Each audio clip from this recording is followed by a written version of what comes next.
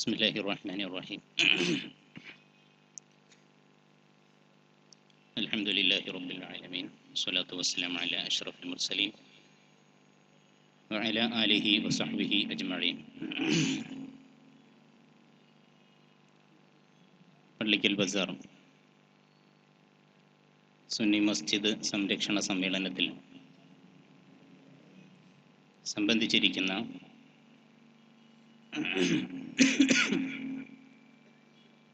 സാദാത്തുക്കളെ, പണ്ഡിതന്മാരെ, നേതാക്കളെ, സത്യം ഗ്രഹിക്കുന്നതിന് വേണ്ടി എത്തിച്ചേർന്നിരിക്കുന്ന നല്ലവരായ സഹോദരങ്ങളെ,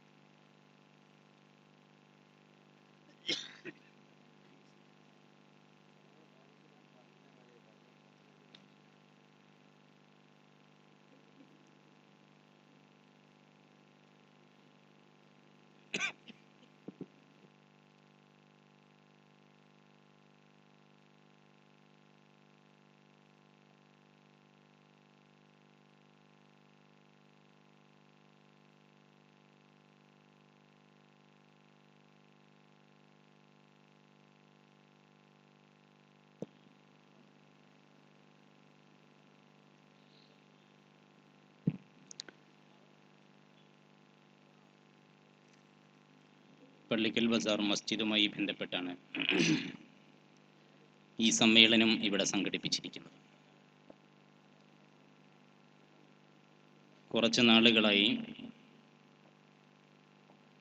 നമ്മുടെ പ്രദേശം അനുഭവിച്ചുകൊണ്ടിരിക്കുന്ന, മഹല്ല അനുഭവിച്ചുകൊണ്ടിരിക്കുന്നു, ഇവിടുത്തെ ജനങ്ങൾ അനുഭവിച്ചുകൊണ്ടിരിക്കുന്ന പ്രശ്നസങ്കീർണമായ ചില പ്രതിസന്ധികളുണ്ട്. ആ പ്രതിസന്ധികളെ ഇസ്ലാമിക പ്രവർത്തനത്തിൻ്റെ പേരിൽ ദുർവ്യാഖ്യാനം ചെയ്യുകയും മതം പ്രചരിപ്പിക്കുന്നതിന് കളവ് പറയുകയും ചെയ്യുക എന്നത് ഏതു മാഫിനിയിൽ അളന്നാലും ഇസ്ലാമികമല്ല എന്ന ചർച്ചയിൽ നിന്ന് മഹല്ല് നിവാസികളുടെ പ്രതിഷേധ സമ്മേളനമാണ് ഇവിടെ സംഘടിപ്പിച്ചിരിക്കുന്നത്. 1930കളിൽ കൃത്യമായി 32-34 കാലഘട്ടങ്ങളിലാണ് പള്ളിക്കൽ ബസാർ ജുമുഅത്ത് പള്ളി സ്ഥാപിക്കപ്പെടുന്നത്. ചെറിയ പള്ളിയായി സ്ഥാപിക്കപ്പെടുന്നതിന് അന്ന് പ്രധാനമായും ഈ പള്ളിക്ക് സ്ഥലം വഖഫ് ചെയ്തവരുണ്ട്, അവരുടെ ബന്ധുക്കളുണ്ട്, അവരുടെ കുടുംബാംഗങ്ങളുണ്ട്, പിന്മുറക്കാർ എന്ന് ജീവിച്ചിരിപ്പുണ്ട്. ബഹുമാന്യരായ എൻ്റെ വല്ലിപ്പ കാരാട്ട് മുഹമ്മദ് അധികാരിയുടെ കാണാവകാശമുള്ള, തിരുവങ്ങാട്ട് മുഹമ്മദ് ഹാജിക്ക് ജന്മാവകാശമുള്ള 4.25 സെൻറ്റ് സ്ഥലമാണ് പള്ളിക്ക് വേണ്ടി വഖഫ് ചെയ്യുന്നത്. ആ 4.25 സെൻറ്റ് സ്ഥലത്താണ് വല്ലിപ്പയും വല്ലിപ്പയുടെ ജ്യേഷ്ഠനും ചേർന്ന് പള്ളി നിർമ്മാണം നടത്തുന്നത്. പള്ളി നിർമ്മിച്ചതിന് ശേഷം പ്രദേശത്തെ വിശ്വാസികളുടെ ഏറ്റവും മഹനീയമായ, ഏറ്റവും ആഹ്ലാദപൂർണമായ ഒരു അവസരമായിരുന്നു പള്ളിക്കൽ ബസാറിലെ വിശുദ്ധമായ പള്ളി. അള്ളാഹുവിന് മുന്നിൽ സുജൂദ് ചെയ്യാനുള്ള ഏറ്റവും നല്ല അവസരമായിട്ടാണ് ഈ പള്ളിയെ ഈ പ്രദേശത്തെ ജനങ്ങൾ കണ്ടത് എന്നാണ്. 1946 ശേഷം ഈ പള്ളിയിൽ ബഹുമാന്യരായ ഇട്ടിപ്പറമ്പിൽ അബ്ദുറഹ്മാൻ മുസ്ലിയാരുടെ നേതൃത്വത്തിൽ ജുമുഅ ആരംഭിക്കുകയാണ്. ഖുതുബയും ജുമുഅയും ബഹുമാന്യരായ അബ്ദുറഹ്മാൻ മുസ്ലിയാരുടെ നേതൃത്വത്തിലാണ് ആരംഭിക്കുന്നത്. ജുമുഅ കൂടി ആരംഭിച്ചതിന് ശേഷം വിശ്വാസികൾ അതിനെ നെഞ്ചേറ്റുകയും സ്വീകരിക്കുകയും ചെയ്യുകയാണ്. നിത്യജീവിതത്തിന് പ്രയാസപ്പെടുന്ന ഒരു ജനവിഭാഗവും അവരുടെ അധ്വാനത്തിൻ്റെ ഒരു വിഹിതം പള്ളിയുടെ പരിപാലനത്തിനും സംരക്ഷണത്തിനും കൊടുത്തുകൊണ്ടാണ് പള്ളി സംരക്ഷിക്കുന്നതും പള്ളി നിലനിർത്തി മുന്നോട്ട് പോയി. 1957 പള്ളിക്കൽ ബസാർ പള്ളിക്ക് കമ്മിറ്റി രൂപപ്പെടുകയാണ്, നിലവിൽ വരികയാണ്. ബഹുമാന്യരായ വല്ലിപ്പ മുഹമ്മദ് അധികാരി പ്രസിഡന്റും KPK തങ്ങൾ ജനറൽ സെക്രട്ടറിയുമായ കമ്മിറ്റിയാണ് പള്ളിയുടെ കമ്മിറ്റിയായി രൂപപ്പെട്ടു വരുന്നത്. ആ കമ്മിറ്റിയുടെ കീഴിലാണ് പള്ളി പ്രവർത്തിച്ച് മുന്നോട്ട് പോയത്. ആ കമ്മിറ്റി ഒരു തീരുമാനമെടുത്തു. 1972 പള്ളിയുടെ പുനർനിർമ്മാണം നടത്തണം. പള്ളിയുടെ പുനർനിർമ്മാണം തീരുമാനിച്ച് 1972 പുനർനിർമ്മാണം തീരുമാനിച്ചപ്പോൾ ചമ്രവട്ടം അബ്ദുറഹ്മാൻ ഹാജി എന്നു പേരുള്ള ആ കാലഘട്ടത്തിലെ പ്രശസ്തനായ പ്രഭാഷകൻ അദ്ദേഹത്തെ കൊണ്ടുവന്ന് 3 ദിവസം പാതിരാ പ്രഭാഷണം നടത്തി, വഴലു നടത്തി, ധനസമാഹരണം നടത്തിയതിന് ശേഷമാണ് പള്ളി പുനർനിർമ്മാണ പ്രവർത്തനം പൂർത്തീകരിക്കുന്നത്. പള്ളിയുടെ പുനർനിർമ്മാണം പൂർത്തിയായി 72 അതിൻ്റെ പൂർത്തീകരണം നടന്ന് മുന്നോട്ട് പോകുന്നതിനിടയിലാണ് പള്ളിയുടെ പ്രസിഡന്റായി കൊണ്ടിരിക്കെ തന്നെയാണ് 977 ഫെബ്രുവരി മാസം ബഹുമാന്യരായ എൻ്റെ വല്ലിപ്പ മരിക്കുന്നത്. അള്ളാഹു അവിടുത്തെ ദറജ ഉയർത്തി കൊടുക്കുമാറാകട്ടെ, പാരത്രിക ജീവിതം സന്തോഷത്തിലാക്കി കൊടുക്കുമാറാകട്ടെ. ആ വല്ലിപ്പ മരണപ്പെട്ടതിന് ശേഷം തുടർന്ന് പള്ളിയുടെ പ്രസിഡന്റായി തിരഞ്ഞെടുക്കപ്പെട്ടതാരാണ്? ഒരു കുടുംബാധിപത്യത്തിൻ്റെ തലത്തിൽ നിന്നുകൊണ്ടുള്ള സംസാരമല്ല ഞാൻ നടത്തിക്കൊണ്ടിരിക്കുന്നത്, മറിച്ച് വ്യത്യസ്തമായ അവകാശവാദങ്ങൾ ഉന്നയിച്ച് ദുർവ്യാഖ്യാനം നടത്തി മുസ്ലിം ഉമ്മത്ത് വളരെ സ്നേഹപൂർവ്വം വളരെ മമതയോടുകൂടി ജീവിക്കുന്നൊരു പ്രദേശത്ത് കലാപത്തിൻ്റെ കനലുകൾ വിത്തുകൾ വിതയ്ക്കുന്നതിൻ്റെ താല്പര്യം എന്താണ് എന്ന് പ്രിയപ്പെട്ട സഹോദരങ്ങൾ, സത്യവിശ്വാസികൾ അന്വേഷിക്കേണ്ടതുണ്ട്. ഞാൻ പറയുന്നത് 1977 വല്ലിപ്പ മരണപ്പെട്ടതിന് ശേഷം പിന്നീട് പള്ളിയുടെ പ്രസിഡന്റായി തിരഞ്ഞെടുക്കപ്പെടുന്നത് എൻ്റെ മൂത്താപ്പ നാരങ്ങാട്ട് CK ബീരാൻ ഹാജി അവർകളാണ്. ബിച്ചാപ്പുക്ക എന്ന് ഈ പ്രദേശം മുഴുവനും സ്നേഹവായ്പകളോടെ ബഹുമാനത്തോടെ വിളിക്കുന്ന ബിച്ചാപ്പുക്കയാണ്, ബീരാൻ ഹാജിയാണ് പള്ളിയുടെ പ്രസിഡന്റായി പിന്നീട് തിരഞ്ഞെടുക്കപ്പെടുന്നത്. KP തങ്ങൾ ജനറൽ സെക്രട്ടറിയായി തുടർന്നു. KP തങ്ങൾ ജനറൽ സെക്രട്ടറിയും ബിച്ചാപ്പുക്ക പ്രസിഡന്റുമായ കമ്മിറ്റി 978 പള്ളിയുടെ വികസനം നടത്തുവാൻ വേണ്ടി തീരുമാനിച്ചു. പള്ളിയുടെ വിപുലീകരണത്തിന് വേണ്ടി തീരുമാനിച്ചവർ മുന്നോട്ട് പോകുമ്പോൾ നിലവിൽ പള്ളിക്കുള്ളത് 4.25 സെന്റ് സ്ഥലമാണ്. ഈ 4.25 സെന്റ് സ്ഥലം വിപുലീകരണത്തിന് വികസനത്തിന് മതിയാകാതെ വന്നപ്പോൾ 4 സെന്റ് സ്ഥലവും കൂടി പള്ളിയുടെ വിപുലീകരണ പ്രവർത്തനത്തിന് ഉപയോഗപ്പെടുത്തുകയാണ്. ആരാണ് 4.25 സെന്റ് സ്ഥലത്തേക്ക് പിന്നീട് 4 സെന്റ് സ്ഥലം കൊടുത്തത്? ഇവിടെ ഒരു സമ്മേളനം നടന്നിരുന്നു. ആ സമ്മേളനത്തിൽ ലിസ്റ്റ് വായിക്കുന്നത് പോലെ കുറെ പേരുകൾ വായിച്ചപ്പോൾ ഒരുപക്ഷെ ആ പേരുകൾ പരാമർശിച്ചു കാണും. എങ്ങനെയാണ് പരാമർശിച്ചത് എന്ന് കേട്ടവർ ഈ സദസ്സിലുണ്ടായിരിക്കും. ആ 4 സെന്റ് സ്ഥലം പള്ളിയുടെ വികസനത്തിന് വേണ്ടി വീണ്ടും നൽകുന്നത് ബഹുമാന്യരായ എൻ്റെ വല്ലിപ്പയുടെ ഭാര്യയായ വല്യമ്മ ചക്കിപ്പറമ്പൻ ആലി ബിരിയുമ്മ എന്ന വല്യമ്മയാണ് 1978 631 നമ്പർ ആധാരപ്രകാരം പള്ളിക്ക് വേണ്ടി 4 സെന്റ് സ്ഥലം കൂടി വഖഫ് ചെയ്യുന്നത്. അങ്ങനെയാണ് പള്ളിയുടെ വികസന പ്രവർത്തനം നടക്കുന്നത്. 8.25 സെന്റ് സ്ഥലത്ത് സ്ഥിതി ചെയ്യുന്ന പള്ളി പിന്നീടും വികസനങ്ങൾ നടന്നിട്ടുണ്ട്, വിപുലീകരണങ്ങൾ നടന്നിട്ടുണ്ട്, വ്യത്യസ്തമായ നിർമ്മാണ പ്രവർത്തനങ്ങൾ, പുനഃക്രമീകരണങ്ങൾ നടന്നിട്ടുണ്ട്. 2001, 2002 കാലത്താണ് പള്ളിയുടെ 2ാം നില പണി പൂർത്തിയാകുന്നത്. 2006, 2007 കാലഘട്ടങ്ങളിൽ പള്ളിക്ക് ഹൗദും മൂത്രപ്പുരയും വേണം. അതിന് സ്ഥലമില്ലാതെ വരുമ്പോഴും വല്യമ്മയുടെ സ്ഥലം തന്നെയാണ് പള്ളിയുടെ ഹൗദും മൂത്രപ്പുരയും വിപുലീകരിക്കുവാൻ വേണ്ടി ഉപയോഗപ്പെടുത്തിയത്. ഇങ്ങനെ തൻ്റെ സ്ഥലം മുഴുവനും തൻ്റെ സ്വത്ത് മുഴുവനും നല്ല ഭാഗം മുഴുവനും അള്ളാഹുവിൻ്റെ വജ്ഹ് പ്രതീക്ഷിച്ചുകൊണ്ട് സത്യവിശ്വാസികൾക്ക് പടച്ചവന്റെ മുന്നിൽ സുജൂദ് ചെയ്യാൻ വേണ്ടിയിട്ടാണ് അവിടുന്ന് സംഭാവന ചെയ്തതും വഖഫ് ചെയ്തതും. ആ ഭൂമിയിലാണ് അവകാശ തർക്കം എന്ന പേരിൽ. തീർച്ചയായും നിങ്ങൾ ആലോചിക്കണം, കേരളത്തിലെ മഹല്ലുകളിൽ മുഴുവനും പ്രശ്നങ്ങളുണ്ടായ ചില സന്ദർഭങ്ങൾ ഉണ്ടായിട്ടുണ്ട്. കലുഷിതമായ ചില സാഹചര്യങ്ങൾ രൂപപ്പെട്ടു വന്നിട്ടുണ്ട്.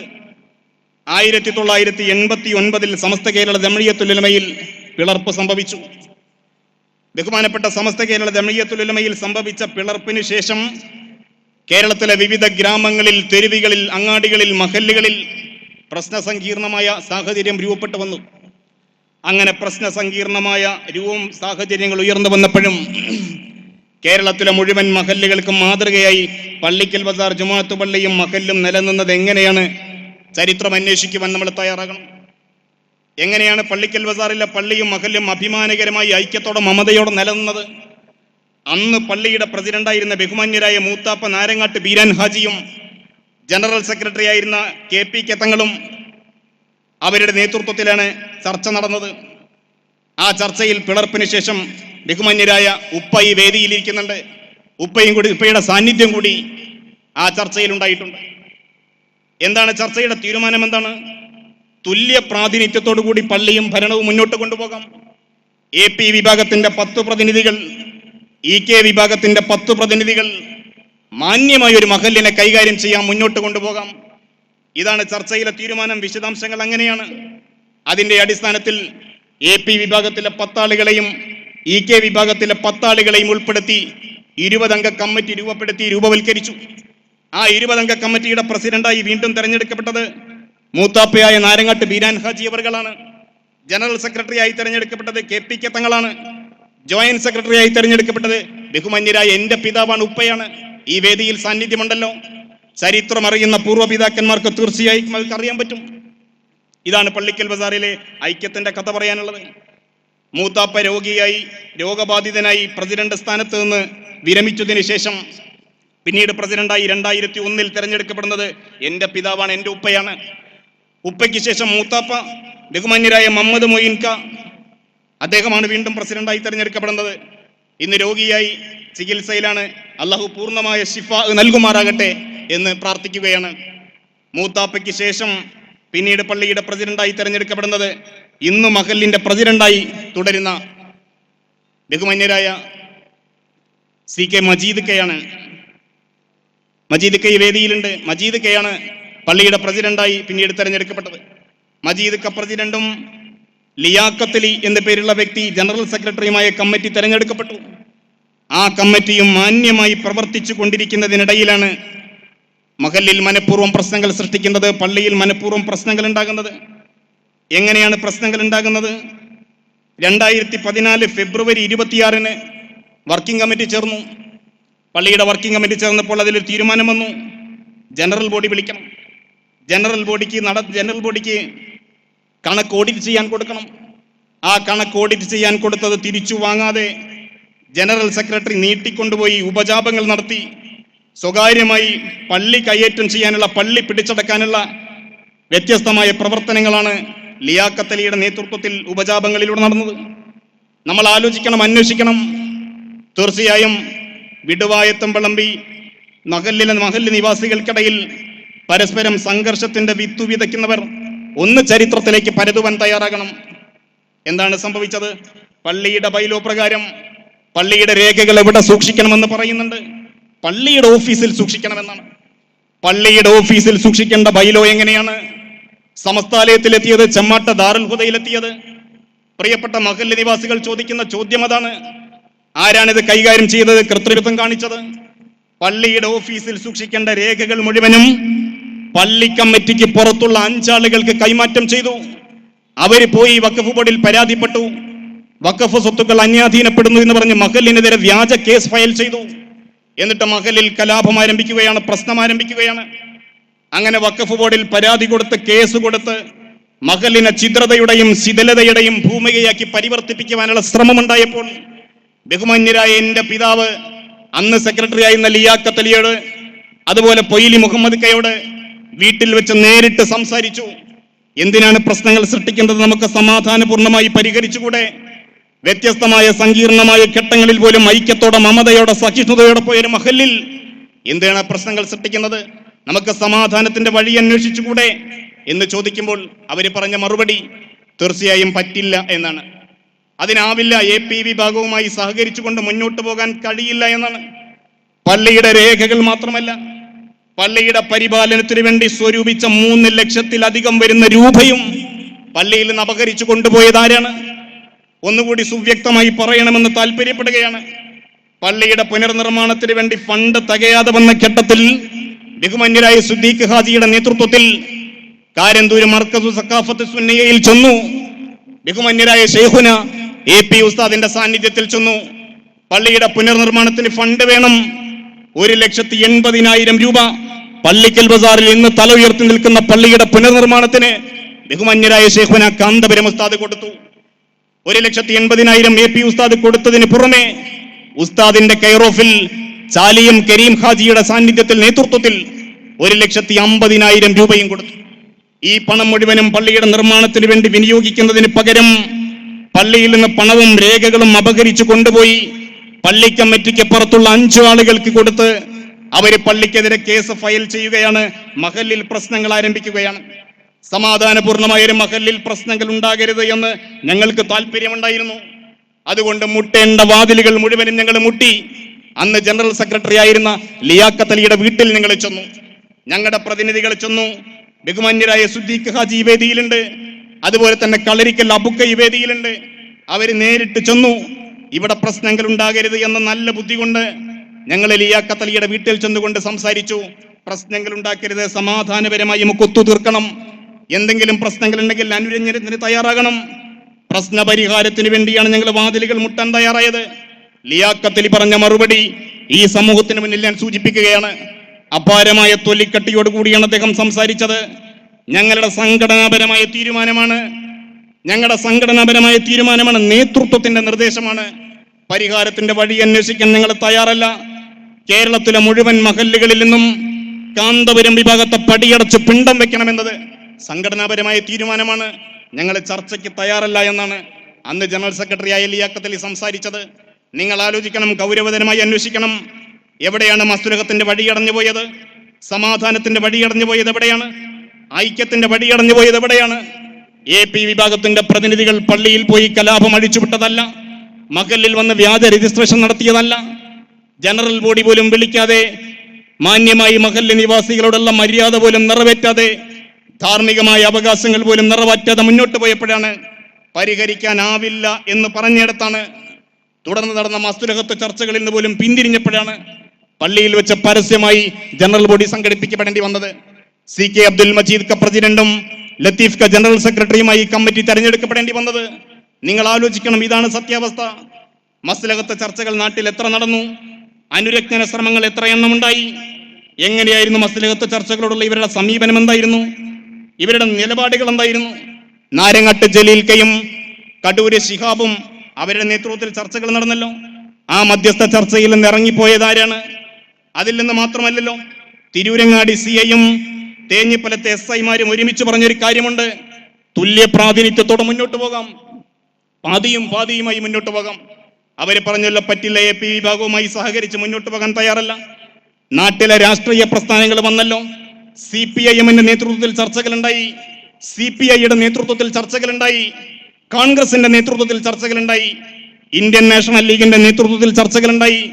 ആ ചർച്ചകൾ മുഴുവനും അവഗണിച്ചതാരാണ്? മുസ്ലിം ലീഗ് നേതൃത്വം. തീർച്ചയായും ഗൗരവത്തിൽ ആലോചിക്കണം. സമുദായത്തിന്റെ പ്ലാറ്റ്ഫോം എന്ന് അവകാശപ്പെടുന്നവർ, മുസ്ലിം സമുദായത്തിനകത്ത് അനുരജ്ഞനത്തിന്റെ വഴി അന്വേഷിക്കേണ്ടവർ, മഹല്ലിൽ പ്രശ്നങ്ങൾ സൃഷ്ടിക്കുവാൻ വേണ്ടി നേതൃത്വം വഹിക്കരുത്. ഞങ്ങൾ മുട്ടേണ്ട വാതിലുകൾ മുട്ടിയത് തീർച്ചയായും അവിടെ നിന്ന് വലിയ പ്രതീക്ഷകൾ അർപ്പിച്ചുകൊണ്ടല്ല, മറിച്ച് എന്തെങ്കിലും അണികളെ നിർദ്ദേശിച്ചുകൊണ്ട് മാന്യമായൊരു സമീപനത്തിലേക്ക് അവരെ എത്തിക്കാൻ മുസ്ലിം ലീഗ് നേതൃത്വത്തിന് കഴിയും എന്ന് ഞങ്ങൾ വിചാരിച്ചു. മുസ്ലിം ലീഗ് നേതൃത്വത്തെ ഞങ്ങൾ സമീപിച്ചല്ലോ. അനുരജ്ഞനത്തിന്റെ വഴി കണ്ടെത്തുന്നതിന് പകരം മഹല്ലിൽ പ്രശ്നവൽക്കരിക്കുവാനാണ് അവർ മുന്നോട്ട് വന്നത്. ബഹുമാന്യരായ കുഞ്ഞാലിക്കുട്ടി സാഹിബിന്റെ വീട്ടിൽ ചെന്നു ഞങ്ങൾ.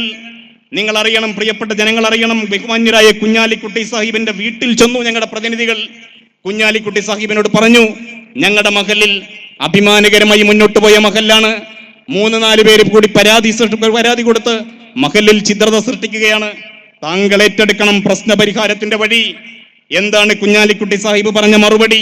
ഒരാഴ്ച കൊണ്ട് പരിഹരിക്കാം. ഒരാഴ്ച കഴിഞ്ഞ് കുഞ്ഞാലിക്കുട്ടി സാഹിബ് പറഞ്ഞ മറുപടി അറിയുമോ? എനിക്കാവില്ല എന്നാണ്. പള്ളിക്കൽ ബസാറിലെ എന്റെ ആളുകൾ ഞാൻ പറഞ്ഞതനുസരിക്കാൻ തയ്യാറല്ല എന്ന് പറഞ്ഞ് അണികളെ കയറൂരി വിട്ടത് മുസ്ലിം ലീഗ് നേതൃത്വത്തിലെ കുഞ്ഞാലിക്കുട്ടി സാഹിബാണ്. തീർച്ചയായും ലീഗ് നേതൃത്വത്തോടുള്ള വെറുപ്പല്ല. നിങ്ങൾ ആലോചിക്കണം, ഒരു മഹല്ലിൽ പ്രശ്നങ്ങൾ ഉണ്ടാകുന്നിടത്ത് കുഞ്ഞാലിക്കുട്ടി സാഹിബിന് അനുകൂലമായ സമീപനങ്ങൾ സ്വീകരിക്കാമായിരുന്നല്ലോ, മസ്ലഹത്തിന്റെ വഴി സ്വീകരിക്കാമായിരുന്നല്ലോ. മാത്രമല്ല, ഞങ്ങൾ പോയി ജബ്ബാർ ഹാജിയുടെ വീട്ടിൽ ചെന്നു. ഞങ്ങൾ ഇവിടെ മാന്യമായി കോളർ പിടിച്ച് പ്രസംഗിച്ചല്ലോ ജബ്ബാർ ഹാജി. തീർച്ചയായും നിങ്ങൾ ചോദിക്കണം, ജബ്ബാർ ഹാജിയുടെ വീട്ടിൽ ഞങ്ങളുടെ മഹലിന്റെ പ്രതിനിധികൾ ചെന്നു. കാട്ടിപ്പരുത്തി മൊയ്തീൻ ഹാജിയുണ്ട്, ഷെരീഫ് പാലാട്ടുണ്ട്, കൊട്ടപ്പുറത്തെ മുസ്ലിം ലീഗിന്റെ 3 പ്രധാനികൾ, മുസ്ലിം ലീഗിന്റെ നേതാക്കൾ, അവരാണ് ചർച്ചയ്ക്ക് വിളിച്ചത്. ഞങ്ങൾ ചെന്നു. ഞങ്ങളുടെ പ്രതിനിധികൾ 3 പേരും മുസ്ലിം ലീഗിന്റെ പ്രതിനിധികളാണ്. ഞങ്ങളോട് അവരാവശ്യപ്പെട്ടത് എന്താണ്? പള്ളിയുടെ പീഡിക മുറികയുടെ വാടക നിങ്ങൾ പിരിക്കരുത്, വാടക മീഡിയേറ്റർമാരെ ഏൽപ്പിക്കണം. ഞങ്ങൾ മുന്നോട്ട് വെച്ചു. ലത്തീഫ് കൈ വേദിയിലുണ്ട്. നിങ്ങൾ ചോദിക്കണം, തീർച്ചയായും ലത്തീഫ് പറഞ്ഞൊരു കാര്യമുണ്ട്, പള്ളിയുടെ രേഖകൾ മീഡിയേറ്റർമാർ സൂക്ഷിക്കട്ടെ. ഏത് മീഡിയേറ്റർമാർ? മുസ്ലിം ലീഗിന്റെ പ്രതിനിധികളായ 3 മധ്യസ്ഥന്മാർ. 1 ജബ്ബാർ ഹാജി, 2 കാട്ടിപ്പരുത്തി മൊയ്തീൻ ഹാജി, 3 ഷെരീഫ് പാലാട്ട്, നിങ്ങൾ സൂക്ഷിക്കണം പള്ളിയുടെ രേഖകൾ, പള്ളിയുടെ വാടക നിങ്ങൾ പിരിക്കണം, എന്നിട്ട് നിങ്ങൾ സമാധാനത്തിന്റെ വഴി കണ്ടെത്തൂ എന്ന് പറഞ്ഞിടത്ത് എന്താണ് മറുഭാഗം പറഞ്ഞത്? രേഖ സൂക്ഷിക്കാൻ പള്ളിയിലെ മീഡിയേറ്റർമാരെ ഏൽപ്പിക്കാൻ പറ്റില്ല, രേഖ ഞങ്ങൾക്ക് ആവശ്യമുണ്ട്. എന്തിന്? AP വിഭാഗത്തിനെതിരെ കേസ് നടത്താൻ ഞങ്ങൾക്ക് രേഖ ആവശ്യമുണ്ട്. പള്ളിയുടെ വാടക ഞങ്ങൾ പിരിക്കും, പിന്നെ പീഡിക മുറികയുടെ വാടക ഞങ്ങൾ പിരിക്കും. ആ വാടക കൊണ്ട് AP വിഭാഗത്തിനെതിരെ കേസ് നടത്തുവാൻ രേഖ ഞങ്ങൾ സൂക്ഷിക്കും എന്ന് ധിക്കാരപൂർണമായ സമീപനം സ്വീകരിച്ചത് ആരാണ്? എന്നിട്ട് മാന്യമായി ഇവിടെ വന്ന് കോളറി പിടിച്ച് നെഞ്ചത്തൊഴിഞ്ഞ് പ്രസംഗിച്ചാൽ നിങ്ങൾ ആലോചിക്കണം. ജബ്ബാർ ഹാജി ഞങ്ങളോട് പറഞ്ഞത് ഞാൻ സമസ്തയുടെ ലീഗൽ അഡ്വൈസറാണ് എന്നാണ്. ഏത് ലീഗൽ അഡ്വൈസർ ആയാലും ശരി, തീർച്ചയായും ഞങ്ങൾ സൂചിപ്പിക്കുകയാണ്, ജബ്ബാർ ഹാജിയിൽ നിന്ന് നീതി പ്രതീക്ഷിച്ചു ചെന്നതല്ല ഞങ്ങൾ, മറിച്ച് ഞങ്ങളുടെ നാട്ടിൽ ഒരു സമാധാനം ഉണ്ടാകണമെന്ന് ഞങ്ങൾ കാംക്ഷിച്ചു പോയി. ഞങ്ങൾ പോന്നു, അവിടെ നിന്ന് സമാധാനത്തിന്റെ വഴി കണ്ടെത്താൻ കഴിയാത്തത് കൊണ്ട് തിരിച്ചു പോന്നു. വീണ്ടും ഞങ്ങളെ വിളിച്ചു, ഞങ്ങൾ ജബ്ബാർ ഹാജിയുടെ വീട്ടിലേക്ക് വീണ്ടും പോയോ എന്ന് നിങ്ങൾ അന്വേഷിക്കൂ. ജബ്ബാർ ഹാജിയുടെ വീട്ടിൽ 2ാമത്തെ തവണയും ഞങ്ങൾ ചെന്നു. മഹലിൽ സമാധാനം ഉണ്ടാകണം, പ്രശ്നമുണ്ടാകരുത്, ശിഥിലതയുണ്ടാകരുത് എന്ന് വിചാരിച്ച് ഞങ്ങൾ ചെന്നു. എന്നിട്ടും പരിഹാരമുണ്ടായോ? മാത്രമല്ലല്ലോ, ഏത് മധ്യസ്ഥ ചർച്ചകളോടുള്ള സമീപനം അങ്ങനെയാണ്. ഞങ്ങൾ ഇന്നും ആയിരങ്ങളെ സാക്ഷി നിർത്തി പറയുന്നത്, ഞങ്ങൾ വിട്ടുവീഴ്ചക്ക് തയ്യാറാണ്, മസ്ലഹത്തിന് തയ്യാറാണ്, എല്ലാറ്റിനും തയ്യാറാണ്. നാട്ടിൽ സമാധാനം ഉണ്ടാക്കുന്ന ഏത് കാര്യത്തിനും ഞങ്ങൾ തയ്യാറാണ്. നാട്ടിൽ സമാധാനം ഉണ്ടാക്കുന്നതിന് പകരം വീണ്ടും വീണ്ടും കലാപം അഴിച്ചുവിടാനുള്ള പ്രശ്നങ്ങൾ ഉണ്ടാക്കാനുള്ള ശ്രമങ്ങൾ ഒരിക്കലും ആരും നടത്തിക്കൊണ്ടിരിക്കരുത്. ബഹുമാന്യരായ മുസ്തഫ തങ്ങൾ ഈ വേദിയിൽ പ്രസംഗിച്ചിട്ടുണ്ട്. ബഹുമാനപൂർവ്വം മുസ്തഫ തങ്ങളോട് ഒരു കാര്യം സൂചിപ്പിക്കുകയാണ്, വളരെ വിനയപൂർവ്വം സൂചിപ്പിക്കുകയാണ്. ദീർഘകാലം രാഷ്ട്രീയ പ്രവർത്തകനായി സേവനമനുഷ്ഠിച്ചു, ദീർഘകാലം സാമുദായിക രാഷ്ട്രീയ സാംസ്കാരിക മേഖലയിൽ പ്രവർത്തിച്ചു. താങ്കൾ മെമ്പറായി, പഞ്ചായത്തിന്റെ പ്രസിഡന്റായി. പഞ്ചായത്തിന്റെ പ്രസിഡന്റായത് മുസ്ലിം ലീഗിന്റെ പ്രസിഡന്റായിട്ടല്ല, മറിച്ച് ഒരു നാട്ടിലെ മുഴുവൻ വോട്ടർമാരുടെയും വോട്ട് വാങ്ങി ജയിച്ച് കയറിയാണ് പ്രസിഡന്റായത്. ബഹുമാന്യരായ മുസ്തഫ തങ്ങളോട് ഞങ്ങൾക്ക് സൂചിപ്പിക്കാനുള്ളത്, അങ്ങനെ ദീർഘകാലം സാമൂഹ്യ രാഷ്ട്രീയ സാംസ്കാരിക മേഖലയിൽ പ്രവർത്തിച്ചു പരിചയമുള്ള താങ്കൾ ഒരു 4ാം ഘട രാഷ്ട്രീയക്കാരനായി തരം താടരുത്, ഒരു തെരുവ് ഗുണ്ടയുടെ ഭാഷയിൽ സംസാരിക്കരുത്. അതാണ് മുസ്തഫ തങ്ങളോട് ഞങ്ങൾക്ക് സൂചിപ്പിക്കുവാനുള്ളത്. ഞങ്ങളുടെ നാട്ടിൽ പ്രശ്നങ്ങൾ ഉണ്ടാകുന്നത് ഒരുപക്ഷെ നിങ്ങൾക്ക് നിങ്ങളുടെ പാർട്ടിയിൽ നഷ്ടപ്പെട്ട ഇമേജ് തിരിച്ചു പിടിക്കാനുള്ള അവസരമായി നിങ്ങൾ ഉപയോഗപ്പെടുത്തുന്നുണ്ടായിരിക്കാം. പക്ഷേ നാട്ടിലെ വിശ്വാസികളെ തമ്മിലടിപ്പിച്ച് ഭക്തിയാദരപൂർവ്വം മാന്യമായി സുജൂദ് ചെയ്യാൻ കഴിയാത്തവരാക്കി അവരുടെ മനസ്സിൽ പകയും വിദ്വേഷവും നിറച്ച് രാഷ്ട്രീയ ലാഭം കൊയ്യാൻ മുസ്തഫ തങ്ങൾ മാന്യമായി ഞങ്ങൾ പറയുന്നു, നിങ്ങൾ ശ്രമിക്കരുത്. ഞങ്ങളുടെ നാട്ടിൽ മസ്ലഹത്തിന് നിങ്ങൾ തയ്യാറാകണമെന്നില്ല, ഞങ്ങൾക്കതിൽ പ്രതീക്ഷയുമില്ല. നടക്കുന്ന മസ്ലഹത്ത് ചർച്ചകൾ അള്ളുവെക്കാതിരുന്നാൽ മതി എന്നാണ് മുസ്തഫ തങ്ങളോട് ഞങ്ങൾക്ക് പറയാനുള്ളത്. ഒന്നുകൂടി ഞാൻ സൂചിപ്പിച്ചോട്ടെ, നിഷ്പക്ഷമായി താങ്കളൊന്ന് വിലയിരുത്തണം, ബഹുമാന്യരായി മുസ്തഫ തങ്ങളൊന്ന് വിലയിരുത്തണം, വളരെ നിഷ്പക്ഷമായി നെഞ്ചത്ത് കൈവച്ചുകൊണ്ട് ആലോചിക്കണം. മുസ്ലിം ലീഗിന്റെ പഞ്ചായത്ത് പൊതുയോഗത്തിൽ വെച്ച് പള്ളിക്കൽ ബസാറിലെ പള്ളി കയ്യേറ്റം ചെയ്യുമെന്ന് ആഹ്വാനം നടത്തിയതാരാണ്? നിയമത്തിന്റെ വഴി സ്വീകരിക്കുന്നതിന് പകരം അണികളുടെ ആയുധം ഉപയോഗിച്ച് പള്ളിയിൽ പോയി ആക്രമണത്തിന് നിർദ്ദേശം കൊടുത്തതാരാണ്? നിങ്ങൾ ആലോചിക്കണം. മുസ്തഫ തങ്ങളുടെ നേതൃത്വത്തിലാണ് പള്ളിയിൽ നിസ്കരിക്കാനെത്തിയ വിശ്വാസികളെ ആയുധങ്ങൾ ഉപയോഗിച്ച് ആക്രമിച്ചത്. മതി വരാഞ്ഞിട്ട്, കല്ലിപ്പ് തീരാഞ്ഞിട്ട് പാവപ്പെട്ട ജനവിഭാഗം നിത്യജീവിതത്തിന് വേണ്ടി മീൻ കച്ചവടം നടത്തുന്ന മാർക്കറ്റിലേക്ക് ആയുധങ്ങളുമായി ഇരച്ചു കയറിയില്ലേ ഇവർ?